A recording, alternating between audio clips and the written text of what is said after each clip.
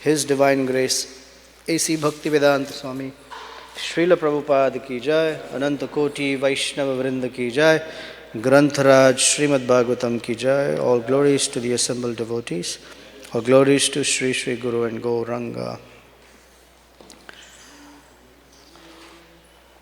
Narayanam namaskritya naram cheva narottamam devim saraswatim vyasam tato jayamudirayet nashtaprayeshu bhadreshu nityam bhagavata sevaya bhagavati uttama shloke bhaktir bhavati naishtiki.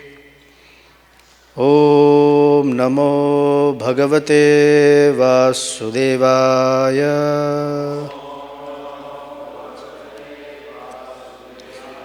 Om namo bhagavate vasudevaya.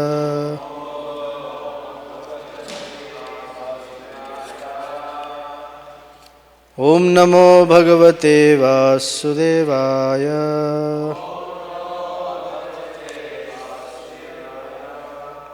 Grantaraj Srimad Bhagavatam, Canto 7, Chapter 5, Text 46. Actually, even 45 does not have purport, so we'll see. A few verses before. Okay. So here's what's on the board. Vartamano vidure vai balopi ajadadhirayam na vismarati me naryam shunashepa iva prabhu vartamano vidure vai balopi ajadadhirayam na vismarati me naryam shunasyepa iva prabhu vartamano vidure vai balopya jadadhirayam na vismarati me naryam shunasyepa iva prabhu.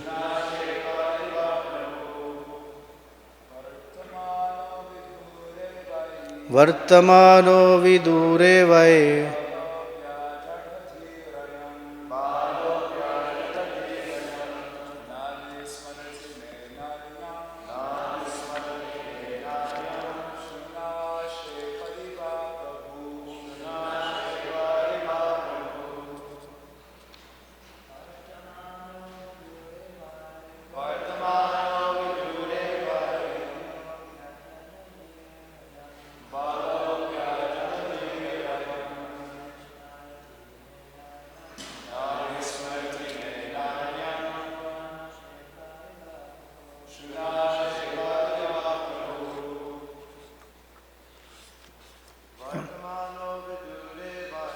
Vartamano vidure vai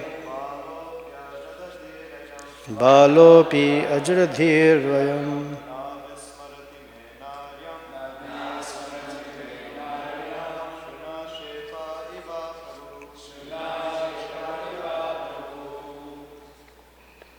Ladies, please.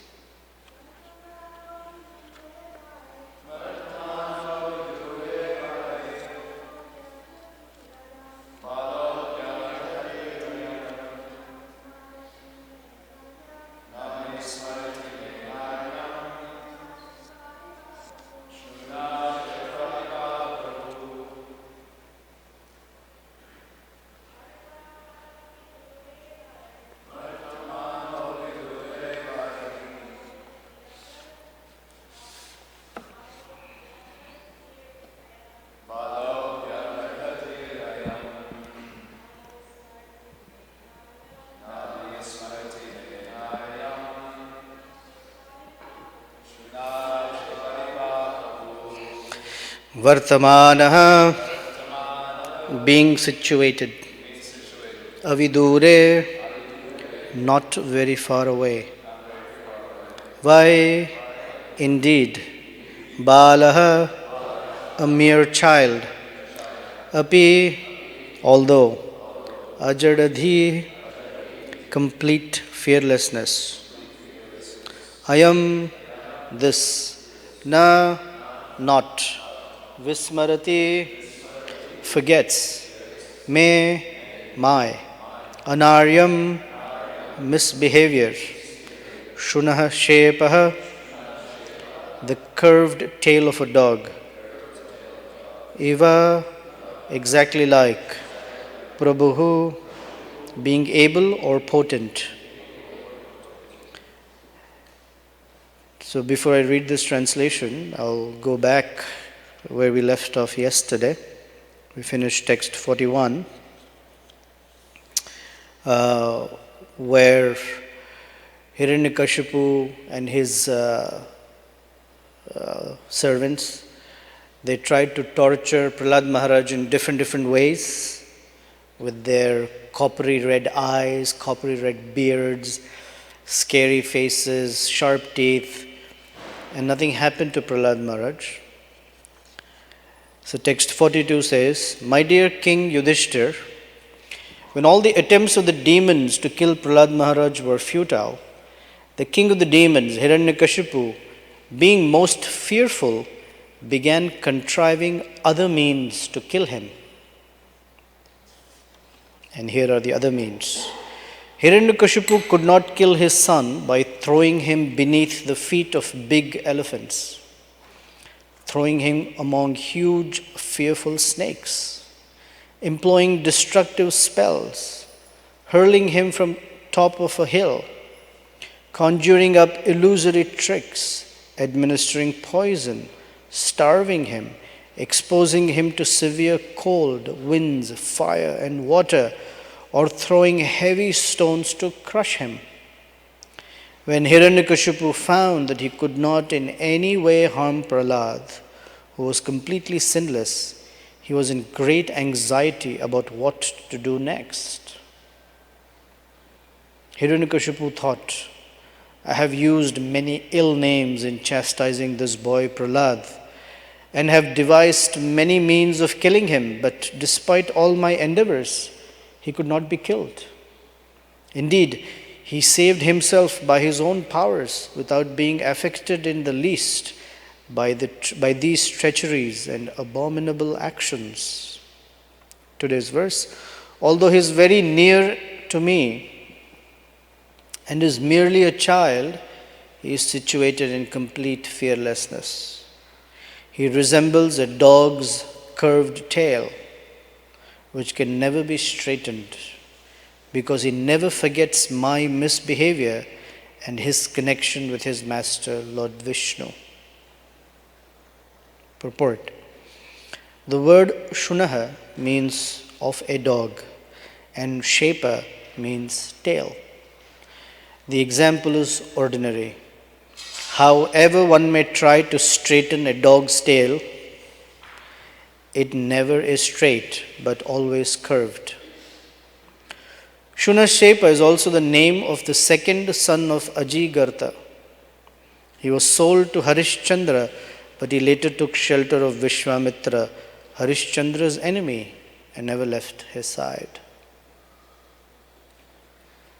I have other verses to cover, but the point of Om Ajnanathmirandasya Jnananjana Shalakaya Chakshurunmilitam Yena Tasmai Shri Gurave Namaha Shri Chaitanya Manobhishtam Sthapitam Yena Bhutale Swayam Rupa Kadamahyam Dadati Swapadantikam Vancha Kalpatarubhyascha Kripa Sindhubhyevacha Patitanam Pavanebhyo Vaishnavebhyo Namo Namaha Shri Krishna Chaitanya Prabhu Nityananda Shri Advaita Gadadhar Shrivas Adi Gaura Bhakta Vrinda Hare Krishna Krishna Krishna Hare Hare Hare Rama Rama Rama Hare Hare. Mark is not here again today. So, a curved tail of a dog is that which cannot be straightened. Which means when a person cannot be disciplined by the teacher, A person cannot be disciplined by the parent, or said differently, when a person cannot change his or her ways, even after requesting, chastising, disciplining, punishing, they go back to old habits. It is described that they are like the dog's tail. If you take a dog's tail, straighten it up, put it in a pipe for 50 years, it remains straight. You take out the pipe and immediately goes back to its curved nature. That means you do whatever you want, it's just not going to work. So Hiranyakashipu is chastising that my son is like the dog's tail. As soon as you let him go, back to Lord Vishnu. I've tried so many things. And I mean, I read it quickly, but if we slow it down, imagine, when we see someone beat up, let's say in a police video or somewhere, two people are fighting and one gets beat up and has blood all over his body and face, it evokes in us a sense of sympathy and compassion. What to speak when it is someone very young, like a boy, 5-year-old boy. And his father is pushing him under the feet of these huge elephants to be crushed. Is throwing him in a pit of deadly snakes, putting all sorts of spells on him, hurling him from the top of a hill, administering poison. This is his own son. I mean, nobody would try all these things on one little kid. Poison, starving him, expose him to severe cold, fire, wind, water, throwing heavy stones and crushing him under them. And there was not a scratch on Prahlad's body. He was he was bewildered. Even though with that bewilderment, Hiranyakashipu didn't pause for a minute to think, maybe I should just stop doing this because it's not working. But what did Hiranyakashipu do? He started thinking, what else can I do? Are there other severe things I can do to get Prahlad to say, I'm not going to be a devotee of Vishnu? His Holiness Satswarup Maharaj writes that there is a principle, it's called monkey on a stick. You've heard that? Monkey on a stick means when, let's say, a group of people are doing something bad, you take one person and you punish them so badly that everyone else is now afraid, oh, this is what's going to happen to me. So what they used to do is they would beat up a monkey or kill a monkey and hang it or stake it on a stick. That's called monkey on a stick. So all other monkeys will look and say, oh, we don't want that fate. So like this, Hiranyakashipu wanted to make an example of Prahlad. So others will see, anyone who even dares to think of becoming a devotee of Vishnu will think, if this guy can torture his own son like that, what to speak of me, who's not even related to Hiranyakashipu? He can shred me to pieces. He just shred me. So better not to be a devotee of Vishnu. It's a tactic, in one sense. It's a tactic, a scare tactic. Of course, he's torturing his own son, which is abominable. Now he himself is thinking, I have done such abominable activities on my son. Still, this fellow is not affected. And then he says, in the third line, last word, anaryam. We heard this word somewhere faintly in the Bhagavad Gita, somewhere in the 2nd chapter. Right? When Krishna says to Arjuna, asvargyam anarya jushtam. Anarya, here Prabhupada says misbehavior. Who misbehaves? One who's not cultured misbehaves. So anarya means uncultured. Hiranyakashipu is thinking, I have been so uncultured, I've treated my son in such an uncultured way. Yet, ajada dhir ayam. Ajada dhi. Jada means dull. This material world is called jada. You remember? Jada Bharata. So jada means dull, or in one sense, not conscious. And ajada dhi means intelligence that is not awakened. When someone's intelligence is not awakened, the characteristic that they are influenced by every moment is fear. Ajada dhi means that which is not dull. Ajada. So jada dhi is that intelligence that is not awakened by knowledge. So the classical example is when you see a rope in the dark, someone is afraid that it might be a snake. Or in this material world, anyone whose intelligence has not been awakened by scripture, they are constantly under fear. And the greatest fear in this world is death. Therefore, Krishna says in the Bhagavad Gita, right in the beginning, correct? That one who's sober is not bewildered by the changes, especially called death. One who's sober. Now, one who's sober, who has knowledge, sees that the transformation of the body from one state to another state, and then death and to another state, is just a common phenomenon. It's just a regular phenomenon. So he's not disturbed by it. But one who's not awakened by knowledge is always fearful. I will lose something. I will lose this life. I will lose that relationship. I will lose this money. I will lose that possession. It's a constant life of fear.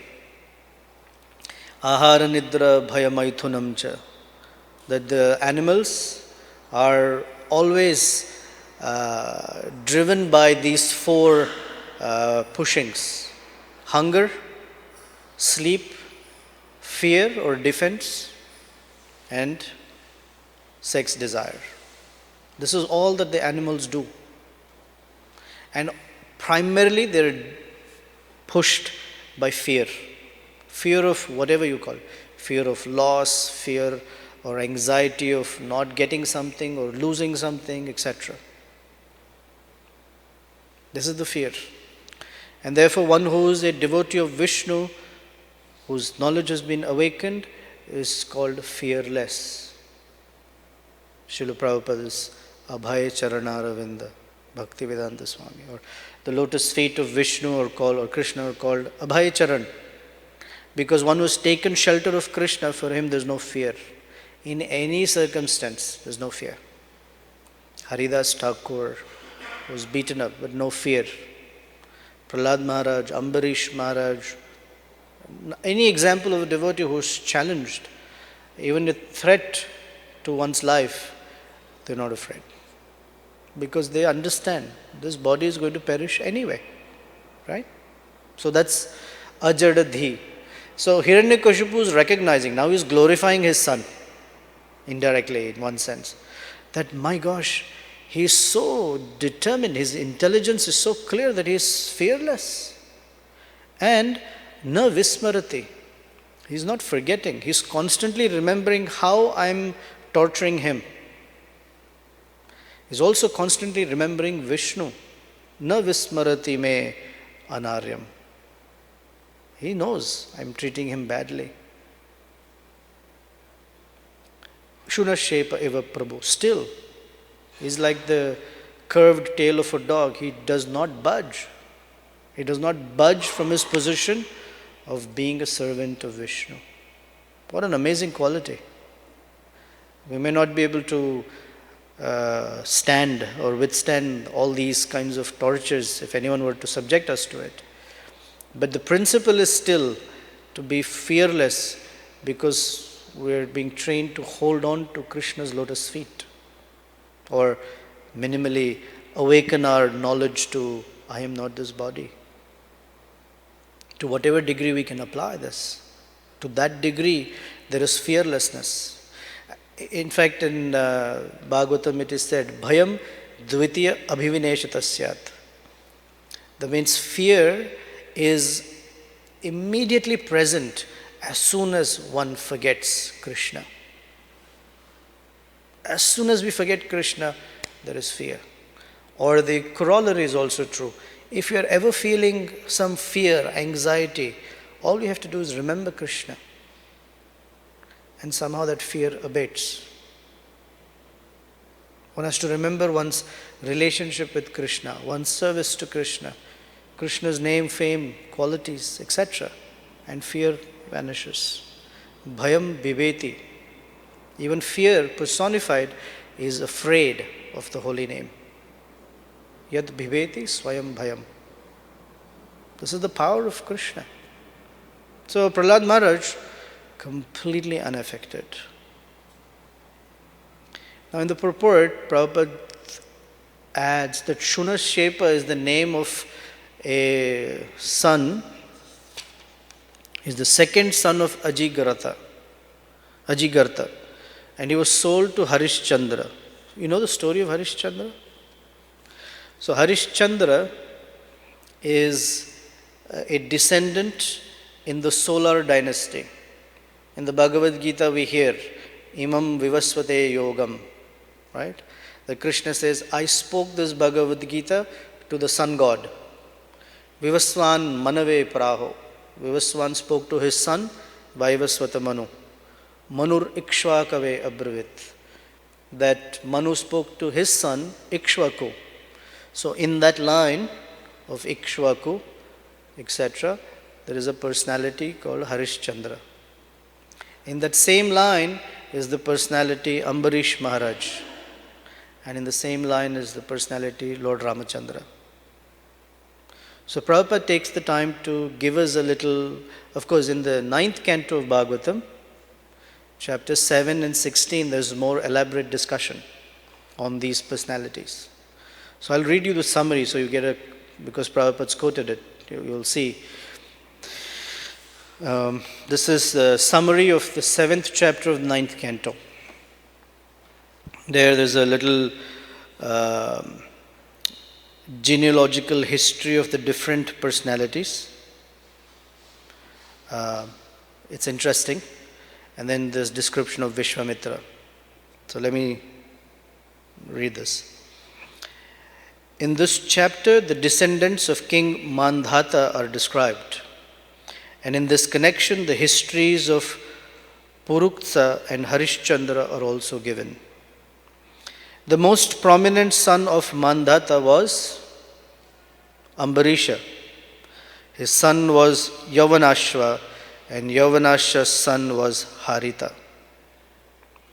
These three personalities were the best in the dynasty of Mandhata.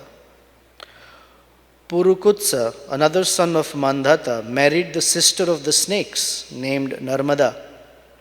The son of Purukutsa and Trasadyasu, whose son was Anaranya.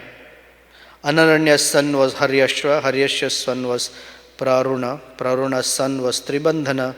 And Tribandhana's son was Satyavrata, also known as Trishanku. It's a famous story of Trishanku, who was so handsome that he realized that if I become old, my good looks will go away, because I'll get wrinkled. So why not I ascend to the heavenly planets, to Indra's palace, where life is very, very long and I'll remain very, very handsome. So he asked Vishwamitra to send him up. Vishwamitra sent him up, Indra sent him down, Vishwamitra sent him. There's a whole pastime. And finally Vishwamitra gave him like a, what we call the mezzanine floor. Vishwamitra created a mezzanine heavenly realm for him and said, sit there only, don't come. It's a nice story. So there is Trishanku. When Trishanku kidnapped the daughter of a Brahmin, his father cursed him for this sinful act, and Trishanku became a Chandala, worse than a Shudra. Later, by the influence of Vishwamitra, he was brought to the heavenly planets, but by the influence of the demigods, he fell back downward. He was stopped in his fall, however, by the influence of Vishwamitra. The son of Trishanku was Harishchandra. Harishchandra once performed a Rajasuya Yagya, but Vishwamitra cunningly took all of Harishchandra's possessions as a dakshina contribution and chastised Harishchandra in various ways. Because of this, a quarrel arose between Vishwamitra and Vasishtha. Harishchandra had no sons, but on the advice of Narada, he worshipped Varuna and in this way got a son named Rohita. Harishchandra promised that Rohita would be used to perform a Varuna Yagya. Varuna reminded Harishchandra repeatedly about this Yagya, but the king, because of affection for his son, gave various arguments to avoid sacrificing him. Thus time passed, and gradually the son grew up.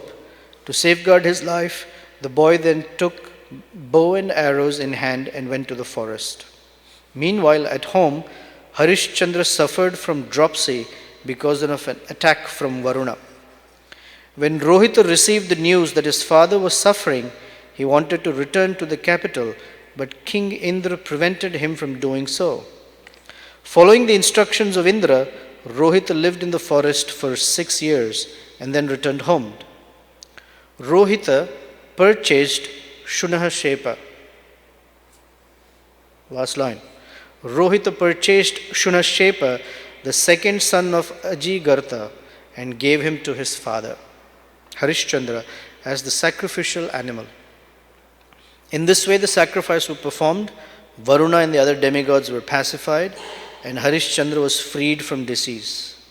In this sacrifice, Vishwamitra was the Hota priest, Jamadagni was the Adhvaryu, Vasishta was the Brahma, and Ayasa was the Udgata.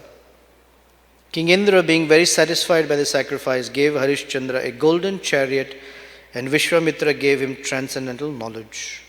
Thus, Shukadeva Goswami describes how Harishchandra achieved perfection. And in chapter 16, there is description of Vishwamitra and how Vishwamitra got Shunashepa and sacrificed him in this particular sacrifice, etc. So, before we move on, any questions, comments on being fearless or the curved tail of a dog, or you want to know anything about dogs or whatever? Any comments, questions? Rohit, you have anything? Your name was read here. But where was that reading from that you just read from? Where would I read from? Yes. Canto 9, chapter 7.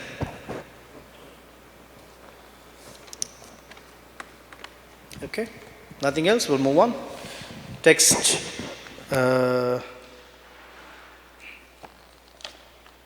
text 47.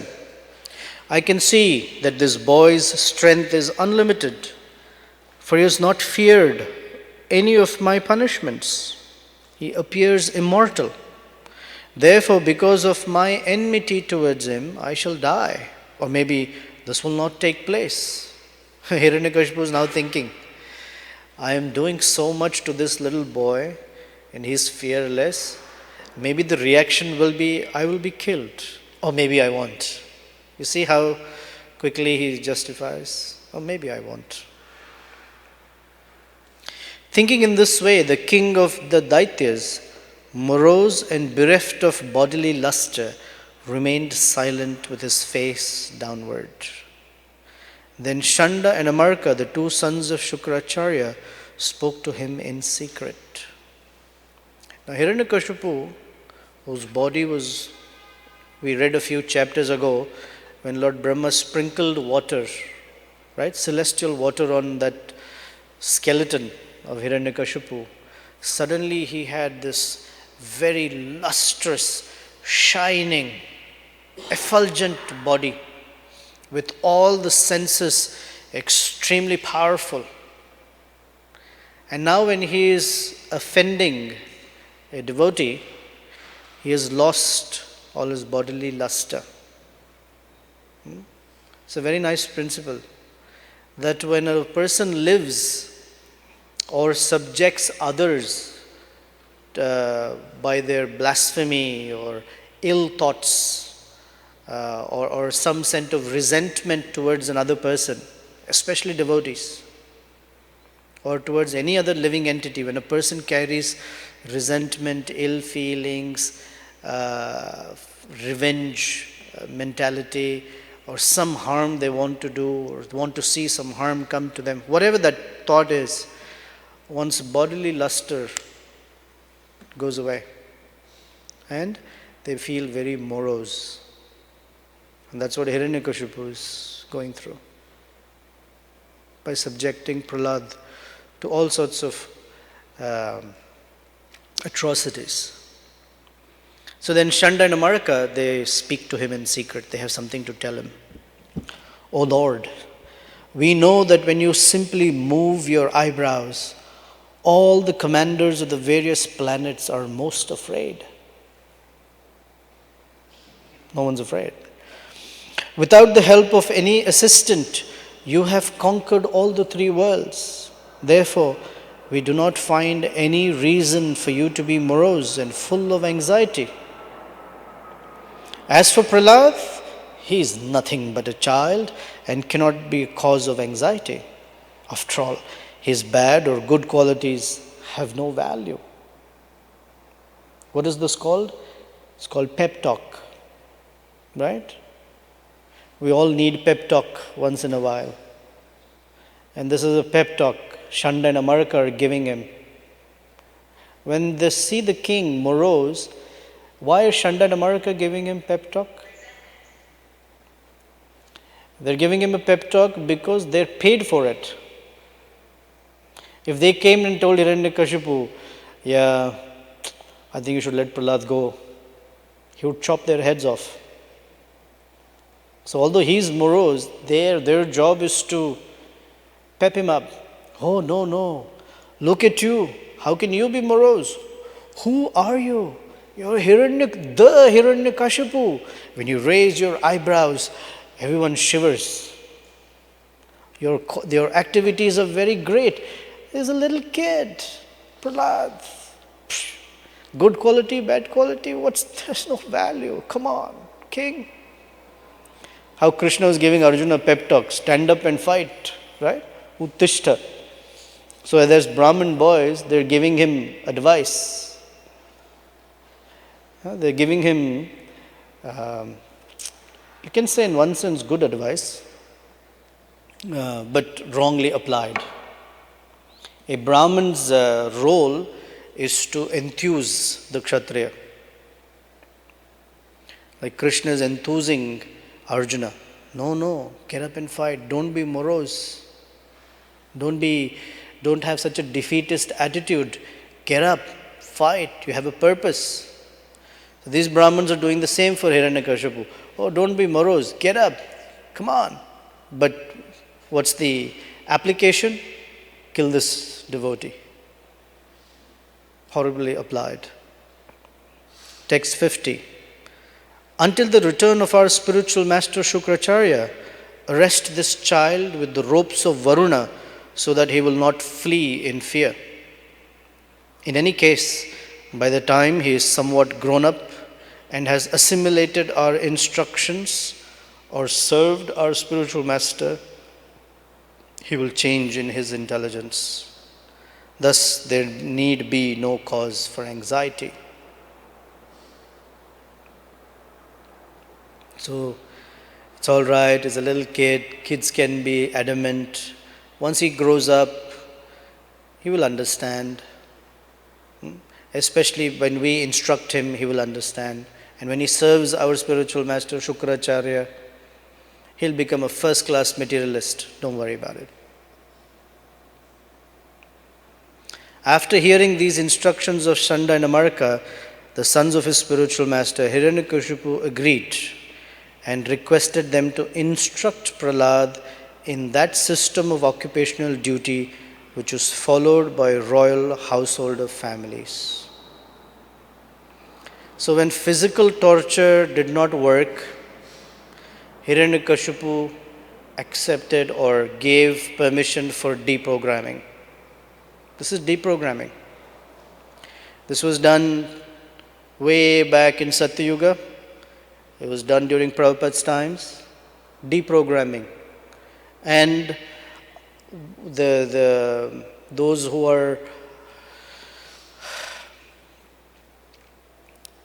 our so-called well-wishers in this world sometimes try to deprogram us from, you want to be a devotee?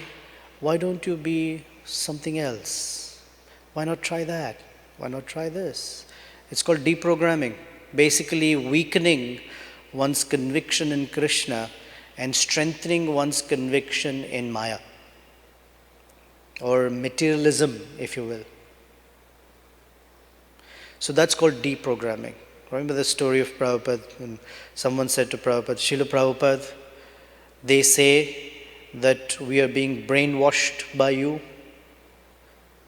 And that's usually like a word with a negative connotation. But Prabhupada in his wonderful, I guess, innocent way said, yeah, that is true. Your brains are so dirty. I am washing them. It is dirty with materialistic ideas. And they're being washed with clean ideas of God-centered or Krishna-centered life.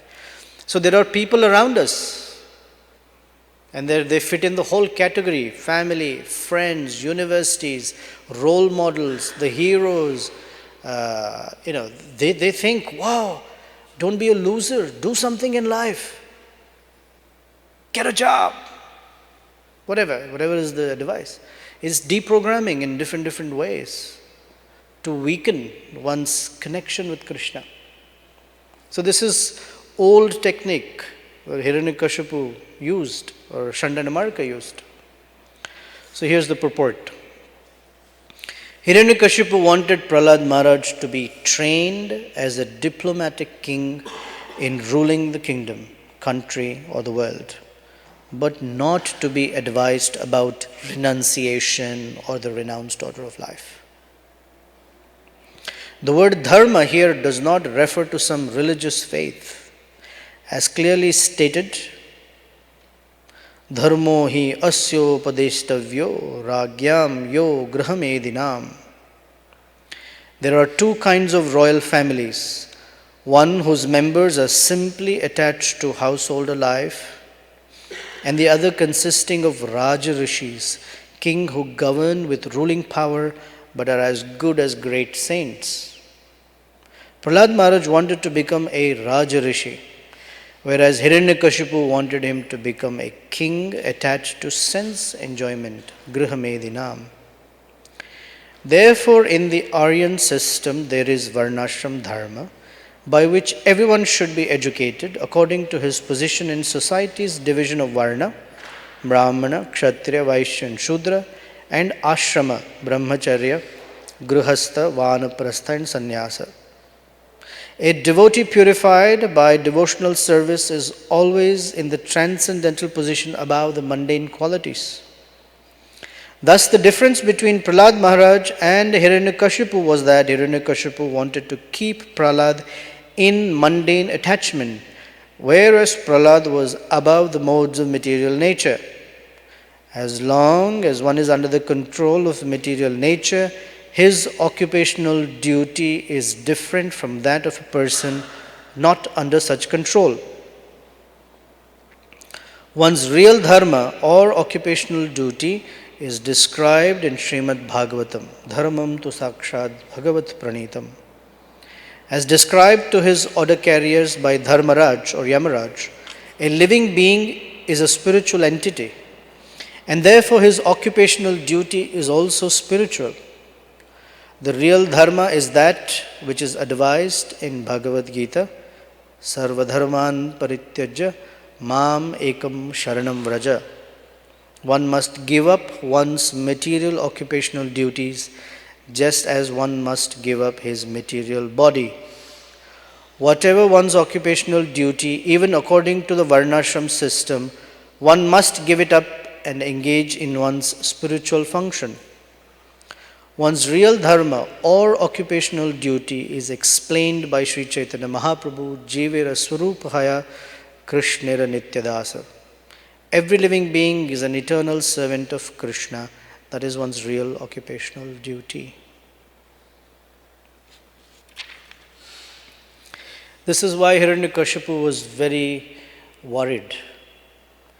And his worry went to the extent that he was willing to kill his son if the son did not accept to become a king expert in diplomacy,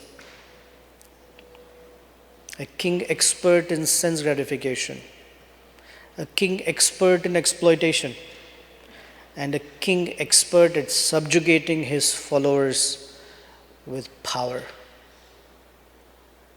On the other hand, Prahlad wanted to do exactly the opposite. No diplomacy, just straightforward ruling. No sense gratification. Renounced as a king, which means all the money that came to the treasury was going to be used in Krishna's service to benefit society. Gosh, all the money that I give you, you'll give to the Hare Krishnas. Some families are concerned like that. They don't give their children their wealth because they're afraid if I give it to my child, they'll give it to the Hare Krishnas. My father was very concerned also once. All the money goes to the Hare Krishnas. In fact, I know of certain friends whose parents have told them, we will not sign the house to you. Because as soon as it goes to you, somehow you will come up with means by which it goes to the Hare Krishnas. No, not to you. We will not give you the wealth because you will give it to the Hare Krishnas. We want you to enjoy it. So it's here. Hiranyakashipu wants his son to enjoy like he's enjoying. And Prahlad is saying, no, I want to use it for the benefit of humanity, the benefit of the devotees. By serving Vishnu, by using wealth in Krishna's service, by renunciation. Oh, renunciation. No. By not exploiting, but by serving. And so Hiranyakashipu said, oh, I have to kill this fellow. Then Prabhupada talks about just as a devotee is purified to come into the transcendental realm, his activities are also in the transcendental realm. So there's a distinction that those who are influenced by the modes of nature, they have material duties. Those who are influenced by spiritual nature, they have spiritual duties. And because one is spiritual in nature, one should perform spiritual duties. And those duties are according to one's varna and ashram. So for example, let's say take Grahastha ashram. In Grahastha ashram, one is supposed to earn an income. It's not like you cannot earn an income, you have to. It's the dharma. One has to take care of one's family. The difference is in the mentality. Jivera Swarupaya Krishnera Nityadasa. That a Grahastha who earns an income or earns an income in the mood of a servant of Krishna and spends it in the mood of a servant of Krishna is quite different than another person who earns money and spends it. Both are in the action or activity of earning. There's no difference. They're both earning. They're both working, whatever. But the mentality is very different. One is a servant of Krishna, the other is an enjoyer. For example. Different. According to one's varna and according to one's ashram, there may be different examples. So the call to action is to give up that the mentality of exploitation. To give up that urge to be the enjoyer of material energy. Rather, to live a life as a servant of Krishna. However it's applicable to that individual, one should try to live as a servant of Krishna. And it depends whether one is a student or a householder or a forest dweller. No one dwells in a forest anymore. A forest dweller or a renunciate is a sannyasi.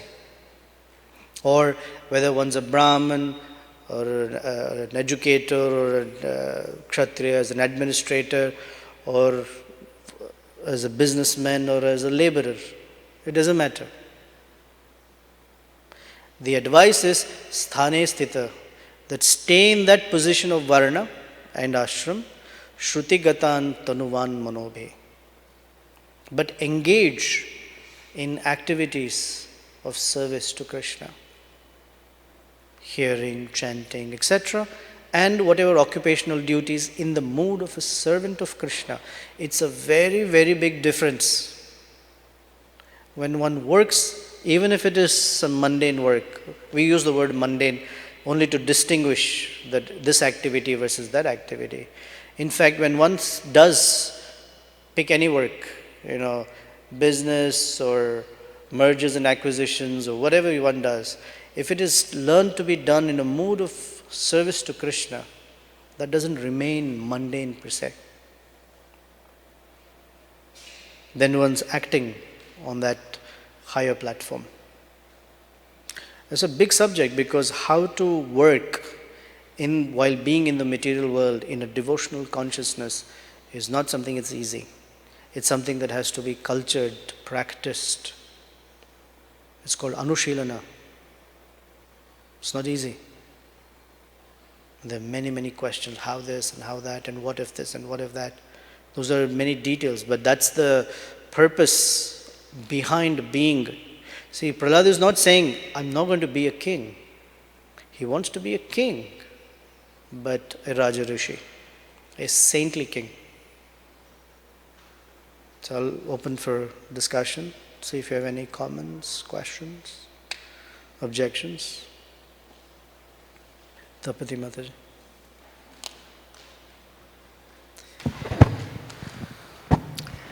I don't know if it's a question or just thoughts.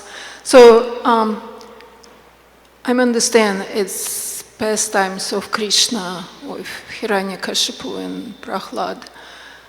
But same time, is Hiranyakashipu was understand of power of his sons as devotee of Krishna, right? So he understood, and I think like as a demon,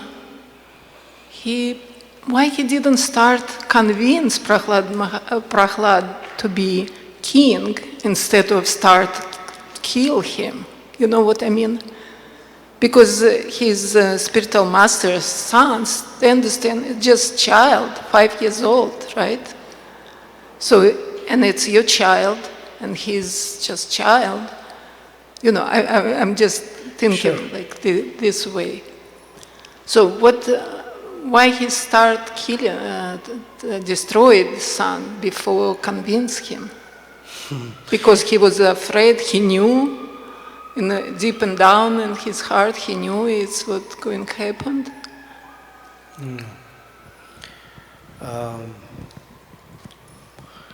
Few chapters earlier, Prahlad Maharaj, when he was asked, what did you learn? The little boy told Hiranyakashipu that you should go to the forest, particularly Vrindavan, and take shelter of Vishnu. Vanam gatoyam dharimashrayeta. And that was very intolerable for him to hear. So he sent him back to Shanda and Amarka, teach him properly. Otherwise I'm going to chastise you people. So they were scared. They tried to, indoctrinate him. But it didn't work. So this has been going on back and forth. And every time the Shanda and Amarka would say, now he's ready Hiranyakashipu would make Prahlad sit on his lap, excuse me, and ask him, so, what did you learn? Oh, become a devotee of Krishna. Send him back, teach him properly, come back. What did you learn? Shravanam, Kirtanam, Vishnu, Smaranam, etc. And then he says, Matirna Krishna, and then there was like 3 slaps on his face. It went to such a state of intolerance for Hiranyakashipu that he couldn't think of anything but to murder his own child. And this principle is there in the Bhagavad Gita, so we shouldn't be too surprised. Krodhat bhavati sammoha. Sammohat smriti vibhrama. Smriti vibhramshad buddhinasha pranashyati. Smriti vibhrama is that memory is gone. Hiranyakashipu in one sense forgets that this is my son. He forgets what is good, what is bad. He forgets what is proper, what's improper. And buddhinasha, that the intelligence that actually says, hey, that's your kid, man, is not working. That's why when people become angry, they say and do things that they'll regret later. Right? Whenever one is impelled by anger, we say things, we utter some words, we slap someone, hit someone, poke someone, do something, but we regret later. We throw something at someone, and then we say, sorry, I shouldn't have done it. Intelligence shut down. Now he is morose, he's tried what he thought was the solution, it's not working. So Shanda and Amarka promise him, no, we'll mess with his brain a little bit. Okay, try it. Because he's been told that Shukracharya, who's our spiritual master, he will take care. Oh, okay, spiritual master, more powerful, he will take care.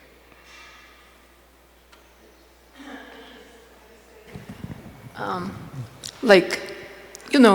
children, so when they grow up, they won't be, I won't be pilot, I won't be policeman, why Hiranyakashipu worried?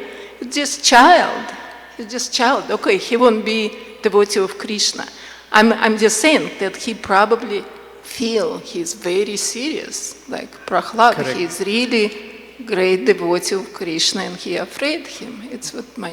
When a child says, I want to be a pilot or a policeman, and the parent stands like this with glaring eyes or punish and says, stop it, or whatever they say, the child will go, okay. So they know, it's not serious. These things didn't work with Prahlad. Okay, I'll give you poison. Nothing happened. I'll throw you off a cliff. Hiranyakashipu was like a little sadistic fellow. Nothing happened. So he knew this guy is serious. Although little boy, very serious. You can easily scare children. Prahlad was not scared. And to such a degree he tested that Prahlad was not scared, that now he's thinking, there is something here. This person is not ordinary. And now better that I finish now and make an example versus let him grow and turn out to be this devotee of Vishnu. Of course, he's also burning with the anger that his brother was killed. He's in this severe revenge mentality.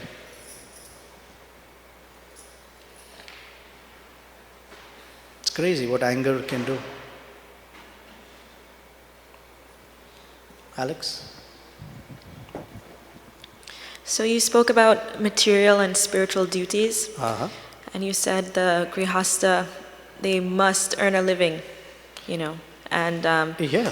that we have to engage according to our varna and ashram in order to be peaceful and fulfilled, etc. So what are the duties of a brahmachari or a brahmacharini? Study of scripture and menial service to the guru.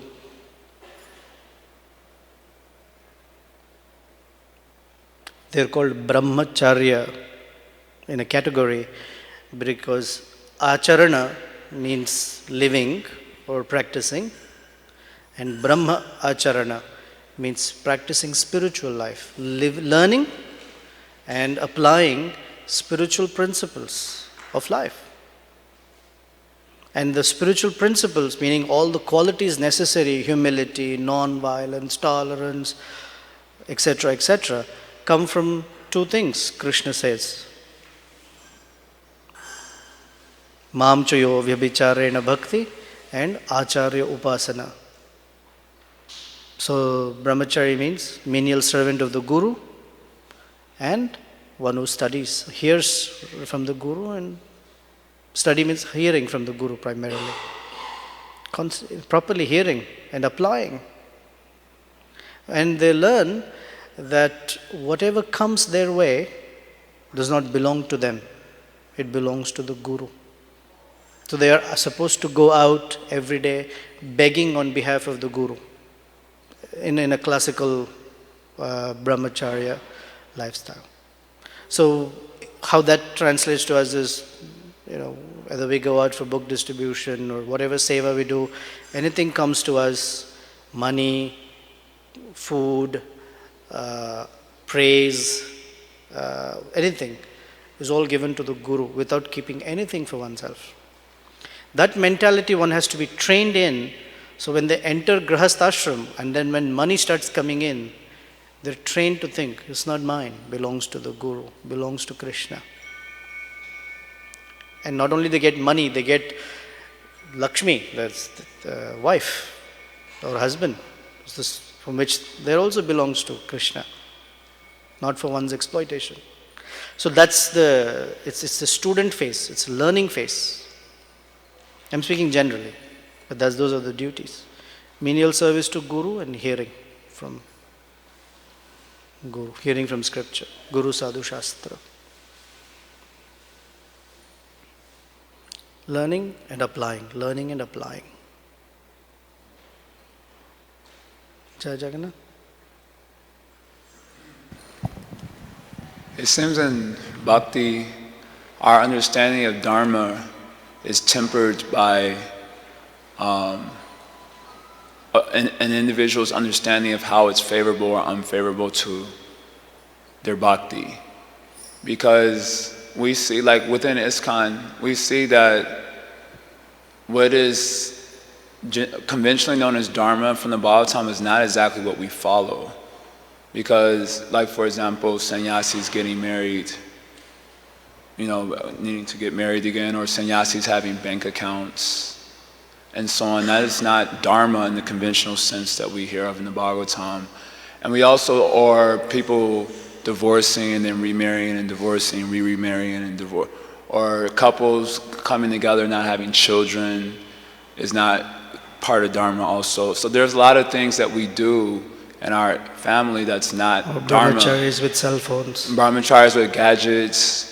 And I'm thinking there are other things also that we don't hear talked about also in the scriptures, such as, which are prominent in today's society, aside from the examples I've already given. Other things like LGBT issues, which are very prominent on the social landscape in America at the present moment, and so on.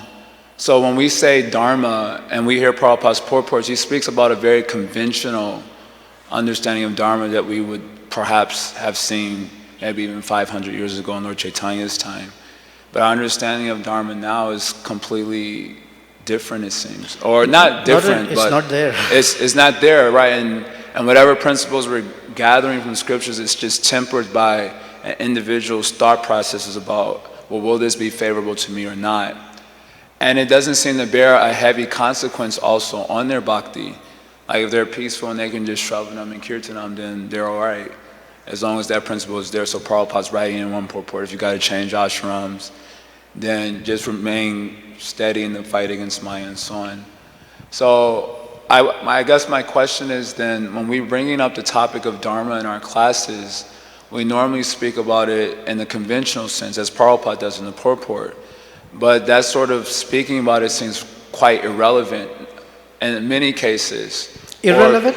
Irrelevant in the sense that it's not applicable for so many of us now, because of the types of scenarios that we're having in our life.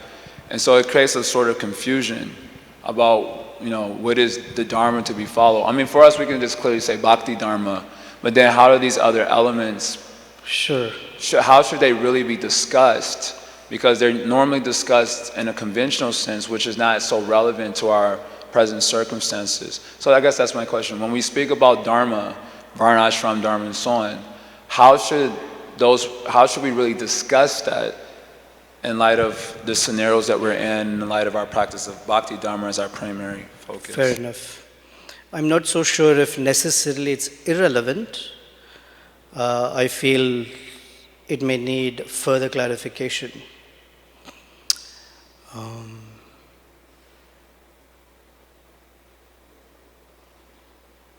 In the previous ages, where mode of goodness is the prevalent feature, one of the things about goodness is that it categorizes and clarifies things in very distinct groups. But the characteristic of passion and ignorance means, passion means mixes things, and ignorance means it covers it. So you mix and cover. So you can't discern technically Brahman versus, because there's such mixture. So we are operating in that environment. So yes, when we speak conventional, the distinctions are so clear, right? Varna and ashram, Brahman, Kshatriya, Vaishya, Shudra. Who's a Brahman? Who's a Kshatriya? In fact, let's take a professor at a university, just for the heck of it. It's supposedly a Brahman function, but Shudra, because without the salary he won't teach. So it's mixed. Or a Kshatriya. Kshatriya means when there is a battle, the king is on the front and the army is behind. But now Kshatriya means he's sitting in a bunker and all the soldiers are in the front line. It doesn't make any sense. Then you brought up other things, LGBT and this and now this heavier mixture of things. So what to do? In one sense it becomes, you can only speak general terms and then go individual on one-on-one. You cannot identify for any particular individual that for gay people this is their duty. For so-called grahasthas with jobs, this is their duty. For brahmacharis, this is it's pretty much on the basis of practicality, trying to at least align in some direction of convention, if not actually conventional. You can only turn towards the direction of convention. Even after speaking all this, right? I'll pick on the grahasthas for a moment because it's easier to pick on oneself than others. Others get offended, I can offend myself. Even after speaking so much, when one goes to work, what's the consciousness one carries while going to work? What's the consciousness one is carrying while at work? And the consciousness when the paycheck comes in. If it's not guided by bhakti principles, the only outcome of that is that they are frustrated. And they call it mundane jobs, mundane work. They are terming it mundane. And that is why it behaves or reciprocates in a mundane way. Boring, mundane, not getting to hear. Occupational duty is supposed to inspire. Vishwaksena kathasuyaha. When done devotionally, properly, it will inspire a person to hear and chant really nicely. If not, we don't know where to fix things. So the fixing is in the Shravanam, where Shravanam is pointing in the direction of convention. Not necessarily convention, but in the direction of convention. This is what the Vedas do in one sense. Like why Brahman realization is not to be shunned, but appreciated, because Brahman is the direction. You're not this body, your eternal is a directional knowledge. And it has value. It is much better than you're this body. So in one sense you can only begin convention. And on an individual level you can move towards actual convention. if it exists actually. Sure. And I'm thinking of Bhakti Rasamrita Sindhu. I think it comes in Nectar Devotion, chapter 5. I think that's entitled The Purity of Devotional Service. And Rupa Goswami, I can imagine in the social landscape of his time, he's giving bhakti a completely independent position of karma again and yoga, which was unconventional for the understanding of the time. Same with Lord Chaitanya.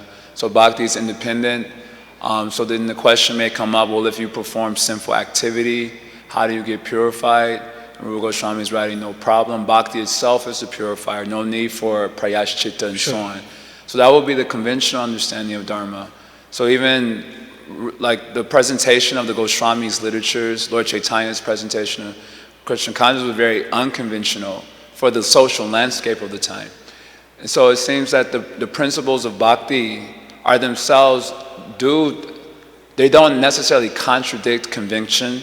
And in Baladevi Vibhushan's commentary, we've been reading along with Prabhupada. Don't. If they were to contradict convention, no one would take it up. No one may take it up, but we see that in some cases it does contradict convention completely.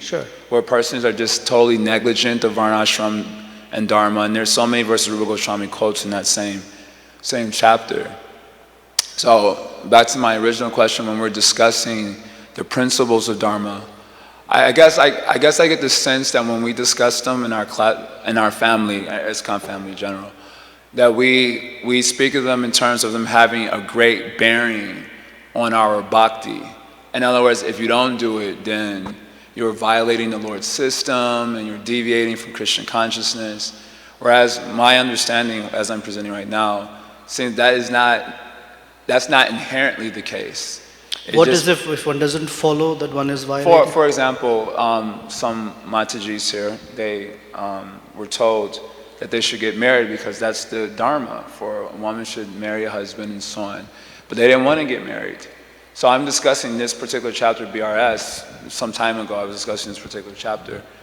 And anyway, you can probably make out what I'm talking about. And so then they were being advised by a senior devotee that you have to get married, and if you don't do so, that is a violation of Krishna's system, and therefore a deviation from Krishna consciousness. So when we were having the discussion on this chapter at BRS, they asked me this question. I didn't know what this devotee had told them. I wish they had told me first, but anyway. So when they asked me, I was like, so don't get married. It is not incumbent upon a person to get married. If you can be fixed in your Shravanam and Kirtanam. Generally, the principle may be if it is assisting you, if you see you cannot be focused and so on, then you may accept. But if you reject it also, even if that is the dharma of a woman, conventionally speaking, it has no bearing on your ability to practice and progress towards the goal of life. So back to my original question is that when we're discussing dharma, we generally tend to speak of it as if it has a great bearing on our bhakti and heavy consequences if neglected, whereas in our literatures it doesn't seem to have that same weight. So that's why I can speak on that. Sure. So when things are provided in literature, I appreciate that things are spoken in their ideal pristine state, because if you give something that's not ideal and pristine, then that substandard becomes the standard. So that's one. Second, Bhagavatam speaks Nivritti Marga, pretty much renounce everything. That's the message again and again. Now Narada Muni, who's the propounder of Nivritti Marga, he has provided the Pancharatra system that runs parallel to the Bhagavat Marga. And not because that is a violation of Bhagavata, but that's the platform on which one can live one's life while becoming purified. So in fact I appreciate it's a very intelligent system. Now Pancharatra doesn't fit Bhagavata necessarily, but it runs parallel. So to make a person's life practical while they come to the pure bhakti standard. Now, I don't know who advised, I hope it was not me, I have no idea. No, thank God it was not me, but even if I assume it was me, let's just say, I'm not sure if it was me, I don't remember. generally what happens is many persons, majority of people, don't have the ability to think long term. Very much think short term. And in the short term, they make decisions of life, big decisions of life, without perhaps always the big picture in context. So what seems applicable today, 5 years later, says, like, oh, that changed, this changed.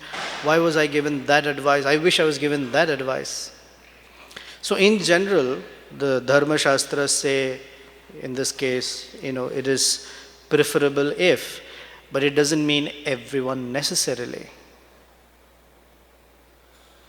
In the previous times, if there was someone like that, there was a whole system by which they were taken care of. Now what's there? It's always a concern, exploited, whatever. Just for example, I'm sure we can talk more on this topic offline, but so one has to speak in terms of practicality, while definitely the ideal is clear, but there is a path to the ideal, and most speak on the path to ideal, because otherwise from where we are to where the ideal is far separated. That's how I see it. And then I see the validity. Am I?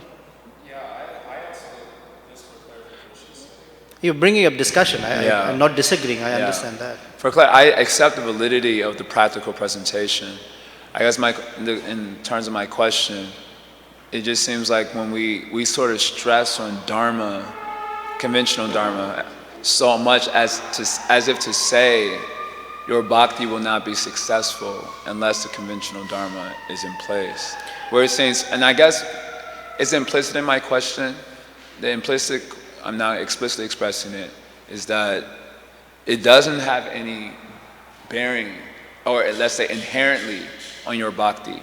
It may be assistive, but if it is also neglected completely, it doesn't mean you can't be successful in bhakti. That's Narada Muni's verse. Tyaktva swadharmam charanam bhujam harer. That if you completely neglect it, fine. But who's that he's talking about? If any of us were to completely neglect, it would be a complete mess. Someone has to clean up after us. But even in that verse, it's like telling if due to immaturity. Sure. So you're taking it up immaturely. Even that immaturity has certain bar there to me. It causes havoc. For example, when someone's health is bad, bhakti has no relevance to health constraints. But we see it gets affected. Sadhana gets affected. Or someone said something on the mental level where we space out or become what we say mental, on the mental platform, which is our constitutional position almost. You can't execute chanting, and even if you're sitting and hearing, the mind is. So in that sense it affects, because one is in both places, although it has no bearing. And therefore, I remember one statement Pritusha Prabhu made on the day of my initiation. We were very young, in fact really unqualified still, but at that time really unqualified, but somehow it happened. And he was standing right there in front of Gaura Nitai, and I came to him and said, please give us your blessings. I don't understand how, but we're getting initiated today. And he jokingly said it, but it made a lot of sense to me. He said, accidentally you may have chanted a bead of Hare Krishna properly somewhere. So in that sense, it has no bearing on what else is going on. It has some effect of purification. And the amount of mental platform we are on, or physically constrained we are, still there is a sense of advancement, but it is so together that we can't discern, because bhakti is not limited by or influenced by body-mind. Still there's movement. We may not see it, but there's movement. So yes, that's true. But they seem so intertwined that you can't speak of one without the other in one sense. Bhakti as independent versus dharma, or as totally.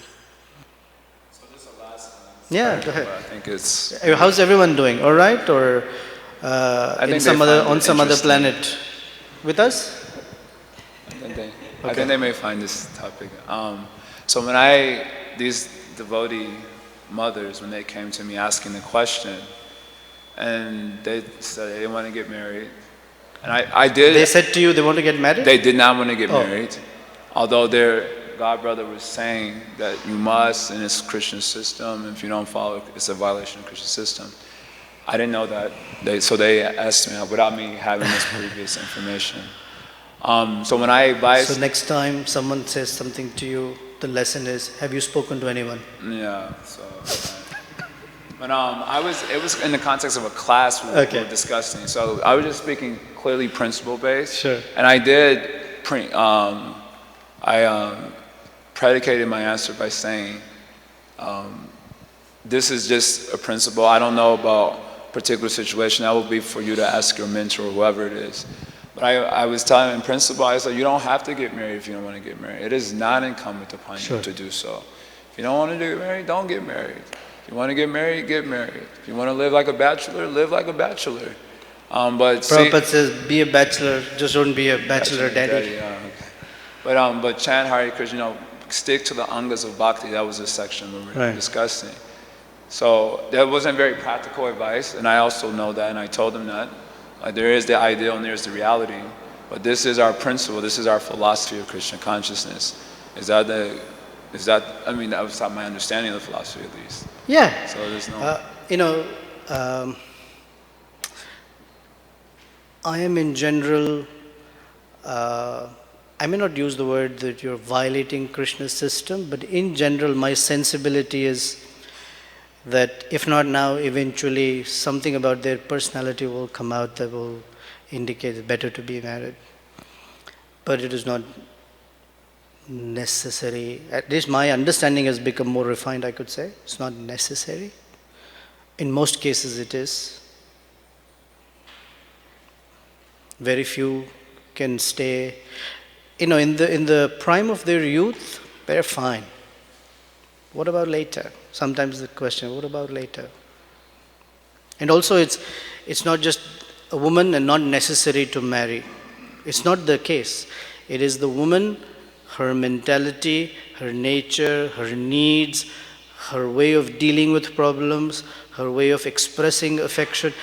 All those things need to be considered before someone can say, get married or don't get married. It's more complicated than that. Principally speaking, there's no rule for anyone in that sense. I guess this is a side note. Okay. No follow-up question. I guess from your discussion, it seems very difficult sometimes, a word that I don't always appreciate, but to balance the ideal and the reality. Because if we become so focused on the practical, because that's right in front of us now, then the ideal can easily be eclipsed. And then if you go, I'm just going to shoot for the ideal, and you don't deal with the practical, then you may not actually be able to bridge the gap. What is ideal may need a little discussion. What is ideal, at least for me, right now in this, and I need more time for discussion, but to me is, if someone can hear and chant and live a devotional life within the framework that they have properly, that's close to ideal. And when challenges come, where does the mind go? How do they operate on fear and those things? Because each of us has that one or few things that when they are touched, something lower comes out than the higher nature. So how is one operating on those things progressively is one's closer to ideal, to me.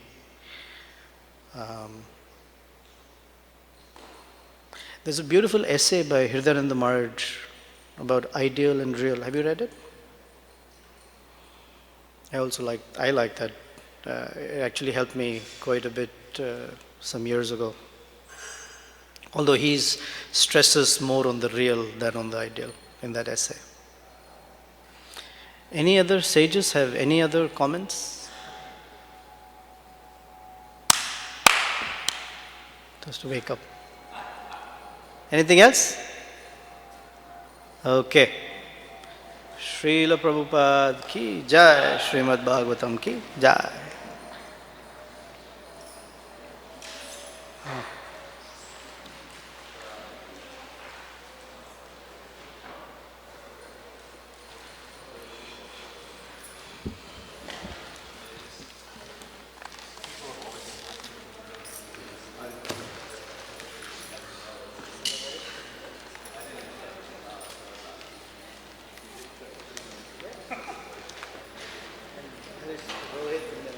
Down the line is Ramachandra, Dasaratha, and Dasaratha. In the ninth canto is the whole past of the Lord. If you just go chapter by chapter, it goes descending one after the other, down to the Ramachandra. So all the names